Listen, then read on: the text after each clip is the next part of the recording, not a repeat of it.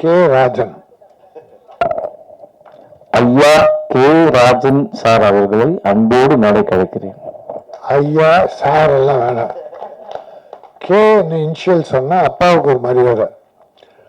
நம்ம பெற்ற அப்பாவுக்கு ஒரு பெரிய மரியாதை யாரும் பண்றதில்லை.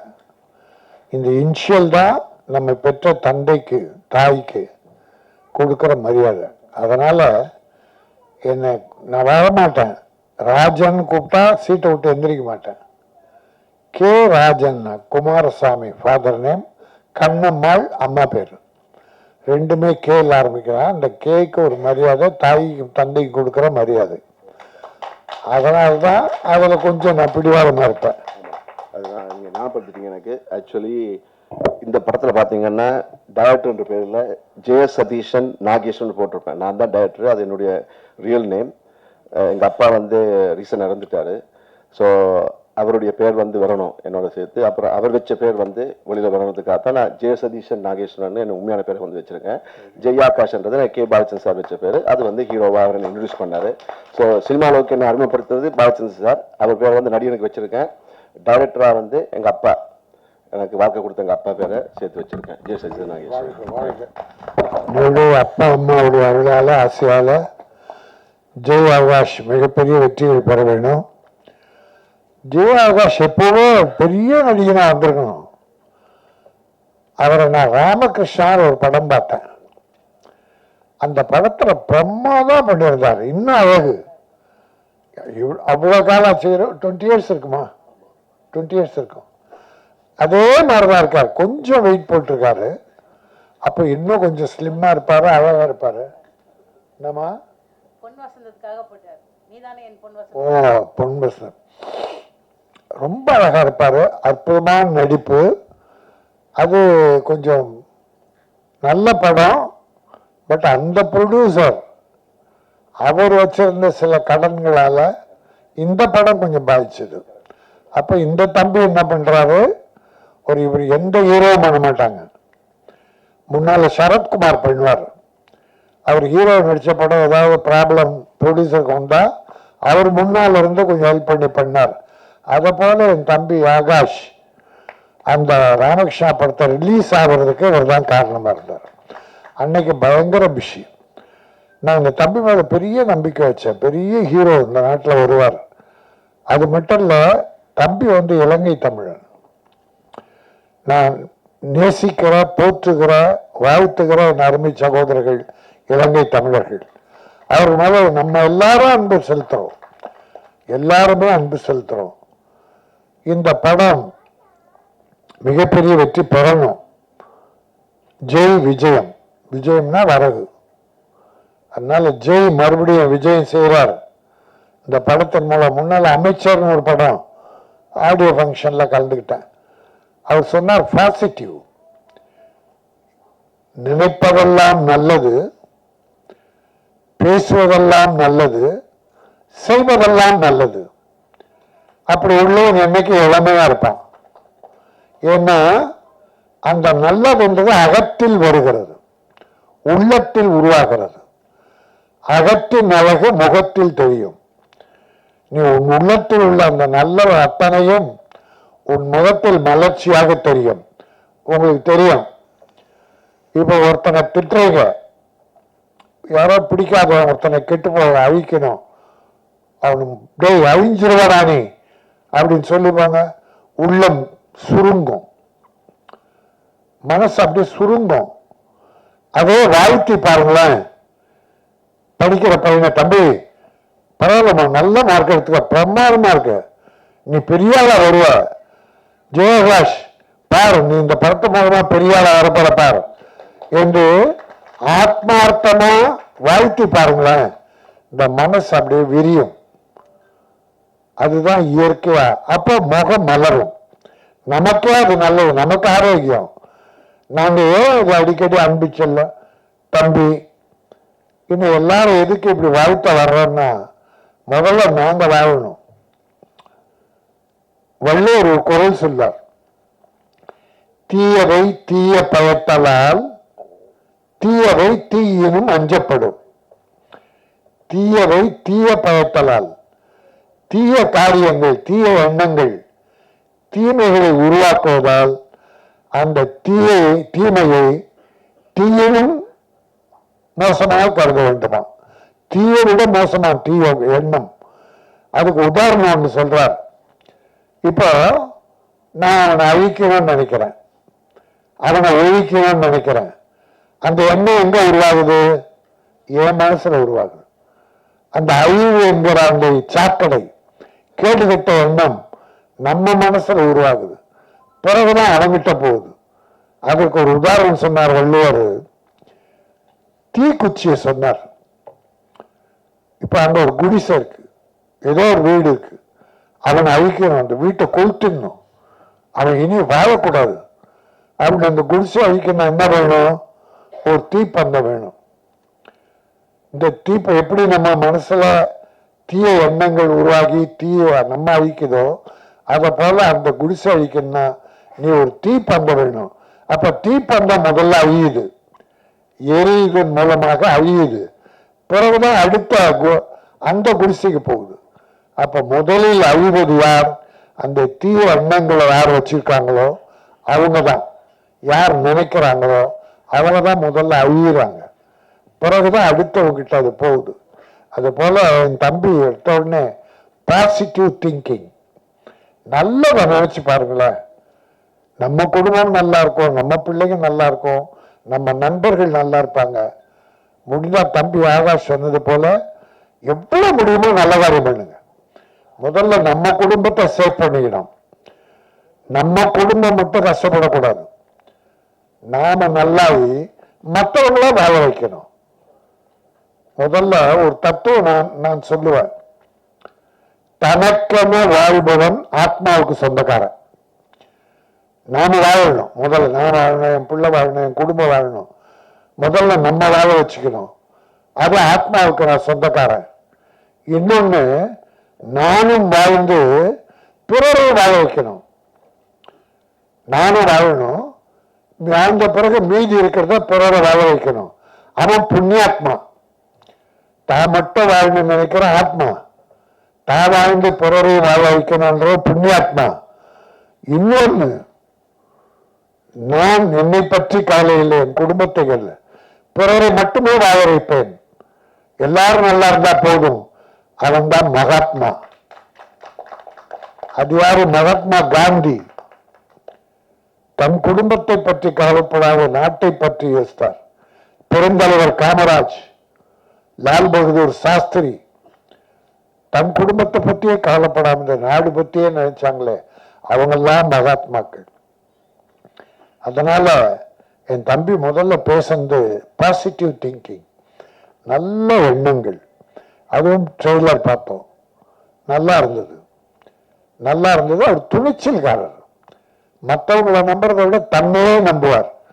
யார் ஒருவரும் நம்மை நம்பி காரியங்களில் ஈடுபட வேண்டும். அது அந்த வகையில் இந்த ஜெய் விஜயம் நல்ல படமா வந்திருக்கு. அதை விட இன்னொன்று சொன்னார், அதான் நம்பிக்கை. படம் ரிலீஸ் பண்ண போறேன், தியேட்டர்ல எத்தனை தியேட்டர் கிடைக்குதா பரவாயில்ல, எவ்வளவு பேர் பார்க்கறாங்களோ பரவாயில்ல, ஆனா நான் ஒரு ஆப் வச்சிருக்கேன். அந்த ஆப்ல உலகமெல்லாம் வெளியிடுறேன். என் ரசிக பெருமக்கள் பார்த்தா போதுன்னாரு. ரசிக பெருமக்கள் மட்டும் எல்லா மக்களும் பார்ப்பாங்க, எல்லாரும் பார்ப்பாங்க.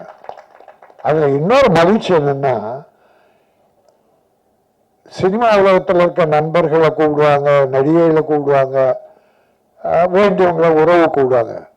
ஆனா தம்பி தன்னுடைய ரசிகர்களை முக்கியமா கூப்பிட்டுருக்கார். தன்னை வாழ்த்துகிற, தன்னை ரசிக்கிற அந்த ஆத்மாக்கள், புண்ணியாத்மாக்களை தம்பி அழைத்து அவங்களுக்கு ஒரு மரியாதை கொடுத்து மேடையில் அமர வச்சது. நாங்க அன்பு செல்வம் சரி, நானும் முதல் முறையா பார்க்கறது நீங்களும். இதுதான் சிறப்பு. யார் தன்னை உயர்த்த பாடுபடுகிறார்களோ, ஏன்னா இன்னைக்கு பல கதாநாயகர் ரசிகர்களின் பணத்தால் கோடி கோடியாக சேர்த்த கதாநாயகர்கள் ரசிகர்களை மதிப்பதில்லை. ஏன் அஜித், நான் வெளிப்படையா சொல்றேன், அவர் செய்யறது மிகப்பெரிய தவறு. தன்னை வாழ வைக்கிற கோடான கோட்டீஸ்வரர் ஆக்கிய ரசிகர்களை மதிக்கிறதில்ல, பார்க்கறதில்ல, பழகிறதில்ல. விஜய் ரசிகர்களுக்கு மரியாதை, அவருக்கு அவர் பலன் தான். இப்ப அரசியலுக்கு வர்றார், அதுக்கு யார் காரணம்? ரசிகர்கள் தான் தூக்கி விட போறாங்க, ரசிகர்கள் தான் உழைக்க போறாங்க. ஆகவே தன்னை வாழ வைக்கிற, வளர்த்து விடுகிற, கோடான கோடி பணத்தை கொட்டி கொடுக்கிற ஹீரோக்களுக்கு அவர்கள் முதல்ல ரசிகர்களை மதிக்க தெரியணும், மரியாதை கொடுக்க தெரியணும். வாசலால குர்கா வச்சு அடிச்சு வளர்த்தானுங்க சிலர். குர்கா உள்ள அந்த கேட்டை கூட தொடர மாட்டான். நீ யார் படத்துல பெரிய கோட்டி சொன்னா இருக்க? நான் ஒண்ணு கேட்கிறேன். இப்போ ஒரு ரசிகர், யாரோ ஒரு நடிகர் இருக்கிற, ஒரு 10 ரசிகர் நடிகர் வச்சுங்க, யார் மரியாதை கொடுக்கலையோ ரசிகர்களுக்கு, அந்த ரசிகர்கள் ஒரு முடிவு பண்றாங்க, முடிவு பண்ணணும். இந்த ஹீரோ நான் வணங்குகிற, போற்றுகிற, மரியாதை செலுத்துகிற, பாசம் செலுத்துகிற இந்த ஹீரோ என்ன பார்க்க மாட்டேங்கிறாரு, என்ன வரவேற்க மாட்டேங்கிறாரு, எனக்கு மரியாதை கொடுக்க மாட்டேங்கிறாரு, அதனால் இவர் படத்தை நான் பார்க்க மாட்டேன்.